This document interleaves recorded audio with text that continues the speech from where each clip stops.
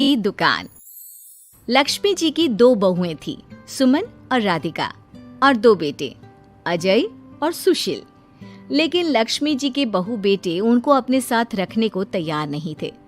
बहुओं के तेज स्वभाव के चलते लक्ष्मी जी को अपना ही घर छोड़कर एक किराए की कोठरी में रहना पड़ रहा था। कुछ दिनों से उनके बेटों ने उन्हें पैसे देना भी बंद कर दिया था। ऐसी स्थिति में लक्ष्मी जी ने अपनी जमा पूंजी से एक छोटी सी दुकान खोली। एक दिन शाम के वक्त, अजय सुनते हो, तुम्हारी माँ ने दुकान खोली है। दुकान अब इस उम्र में दुकान पर बैठेगी वो। अब क्या किया जा सकता है, माँ की तो बुद्धि सठिया गई है। मोहल्ले में मजाक बनाएंगे सब हमारा। अरे जेठ जी, इसमें परेशानी क्या है अगर सासू माँ ने दुकान खोली है? हाँ, राधिका ठीक तो कह रही है। अपनी दुकान पर बैठी रहेगी, कम से कम हमें परेशान तो नहीं करेंगी। हाँ, वैसे बात तो ठीक है। खुद के दो पैसे कमाएंगी तो कभी कभार हमें जो खर्चा देना पड़ता है ना, वो भी देने से बच जाएंगे हम लोग। फिर किस बात की परेशानी, खोलने दो माँ को दुकान, हमें क्या। वैसे भी अपनी कोठरी में चुपचाप रह रही है ना, चाहे दुकान खोले या मॉल बनाए, हमें उससे क्या लेना देना। अगले दिन सुमन अपनी सास की दुकान पर पहुंचती है। सासू माँ, आपकी दुकान में शक्कर है क्या? शक्कर जरा 1 किलो दे दीजिएगा। हाँ हाँ बहू है ना, लो बेटा 1 किलो क्यों, 2 किलो ले जाओ। सोच लो सासू माँ, घाटा हो जाएगा आपको, पैसे नहीं देने वाली मैं। देखो सुमन, ये मेरी दुकान है और यहाँ पर जो भी कोई सामान खरीदने आता है उसे पैसे तो देने ही पड़ते हैं। अरे सासू माँ, ऐसा क्यों कर रही आप? अरे देखो ना, घर पर आपका बेटा और पोते पोती दूध में शक्कर डालने के लिए कब से इंतजार कर रहे हैं। जरा उनके बारे में तो सोचिए। अरे ऐसी बात है क्या? अब मुझे नहीं पता था। बहू एक काम करो, वैसे भी पहली बार आई हो ना, ये शक्कर तुम ऐसे ही ले जाओ, पैसे देने की जरूरत नहीं है। अगले दिन राधिका भी अपनी सास की दुकान पर पहुंचती है। प्रणाम सासू माँ, कैसी चल रही है आपकी दुकान? बस बेटा, जैसे तैसे करके काम चला रही हूँ। तुम बताओ, घर में सब राजी खुशी है ना? हाँ हाँ मम्मी जी, सब कुछ ठीक ठाक है। बताओ राधिका बहू, कैसे आना हुआ? कुछ काम था क्या? वो ना मम्मी जी, मुझे जरा 5 किलो आटा चाहिए था। मेरे पैर में ना बहुत दर्द है, इसलिए बाजार तक जाने में ना तकलीफ हो रही थी। घर पर बच्चे भूखे बैठे हैं, सोचा आपसे ही ले लेती हूँ। हाँ हाँ क्यों नहीं बेटा, ये लो 5 किलो आटा ले जाओ। हाँ लेकिन मम्मी जी, आपने जिठानी जी को शक्कर फ्री में दी थी, तो मुझसे भी पैसे तो नहीं लेंगी ना? हाँ, अच्छा ठीक है बेटा, कोई बात नहीं, तुम ऐसे ही ले जाओ, बच्चों से क्या पैसे लेना। कुछ दिनों के बाद लक्ष्मी का बेटा अजय दुकान पर पहुंचता है। कैसी हो माँ, दुकान तो अच्छी चल रही है ना तुम्हारी? सब मोहल्ले वाले तारीफ करते रहते हैं। अब क्या करूं बेटा, तुमने तो मुझे सहारा दिया नहीं, गरीब माँ को घर से बाहर निकाल दिया। कुछ तो करना पड़ेगा ना अपना पेट पालने के लिए। वो माँ ना बहुओं की बहुत चिक चिक रहती थी। अब देखो कितनी अच्छी जिंदगी है तुम्हारी, खुद कमाती हो, खुद खर्च करती हो, इससे अच्छी भला कोई जिंदगी हो सकती है क्या? हाँ बेटा, दिल को बहलाने के लिए तुम्हारी ये बात भी सही है, लेकिन कोई बात नहीं बेटा, मैं खुश हूँ। अच्छा माँ, मैं क्या कह रहा था, जरा 500 उधार तो दे देना। कमाल की बात है बेटा, तुम मुझसे पैसे उधार मांग रहे हो? तुम्हारे पास पैसों की क्या कमी है? अरे माँ, इस महीने की तनख्वाह नहीं आई और आप तो अपनी बहू को जानती है ना, उसे शॉपिंग करनी है, जल्दी वापस लौटा दूंगा माँ। ठीक है बेटा, ये लो 500 रुपए, लेकिन देखो कुछ दिनों में वापस दे देना, मुझे अपनी दुकान के लिए माल भी तो खरीदना है। हाँ हाँ ठीक है माँ, जल्दी पैसे लौटा दूंगा। बहुत दिनों तक अजय अपनी माँ लक्ष्मी के पैसे वापस नहीं देता और सुमन और राधिका बार बार किसी न किसी बहाने से अपनी सास लक्ष्मी की दुकान से बिना पैसे दिए खूब सारा सामान ले आती है, जिसकी वजह से लक्ष्मी को अपनी दुकान में बहुत घाटा होता है।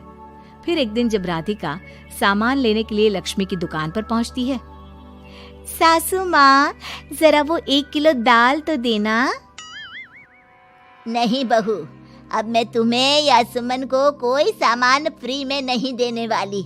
तुम लोगों ने कभी कोई मदद नहीं की मेरी, उल्टा मेरी दुकान से फ्री का सामान ले जाकर मुझे मुश्किल में डाल दिया है। लेकिन मम्मी जी, हम तो आपके बच्चे हैं ना। अगर इतना ही मेरे बच्चे हो तो फिर मुझे घर से बाहर क्यों निकाल दिया? देख बहू, अब मैं तुम्हें 1 रुपए का सामान भी फ्री में नहीं दूंगी। और जाकर सुमन को भी कह देना, आए दिन तुम्हारा पति मुझसे उधार ले जाता है और वापस भी नहीं लौट आता। राधिका गुस्से में घर वापस आती है। घर आने के बाद, क्या हुआ राधिका, बहुत गुस्से में लग रही हो तुम? सासू माँ की दुकान पर गई थी ना? सासू माँ का तो कुछ करना पड़ेगा, जब से ये दुकान खोलकर बैठी है।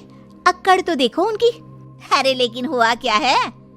होना क्या है, दाल लेने गई थी, मुझे 4 बातें सुनाकर उल्टा भेज दिया, कुछ दिया भी नहीं। ये तो सासू माँ ने ठीक नहीं किया।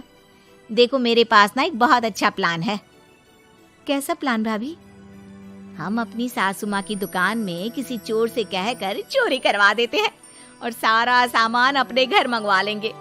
उसके बाद हमारे पास फ्री में सामान भी आ जाएगा और सासू माँ की अकल भी ठिकाने आ जाएगी। ठीक है भाभी, मैं आपका पूरा साथ दूंगी। अब जल्दी से ये काम करवा दीजिए। और 2 दिनों के बाद सुमन और राधिका एक चोर से मिलकर लक्ष्मी की दुकान में चोरी करवा देते हैं। हे भगवान, ये क्या हो गया? इस उम्र में जैसे तैसे अपना गुजारा कर रही थी, लेकिन चोर मेरा सारा सामान लेकर चले गए। अबे क्या होगा? तभी वहां पर राधिका और सुमन पहुंच जाती है। क्या हुआ सासू माँ, बहुत दुखी लग रही हैं आप। अरे क्या बताऊं, मेरी दुकान का सारा माल चोरी हो गया। अब अगर आप अपने ही बहू बेटे को सामान नहीं देंगी तो ऐसा तो होगा ना सासू माँ। अब राधिका की बात सुनकर लक्ष्मी को यकीन हो जाता है कि इस चोरी के पीछे कहीं न कहीं उसकी दोनों बहुओं का ही हाथ है। लक्ष्मी एक प्लान बनाती है।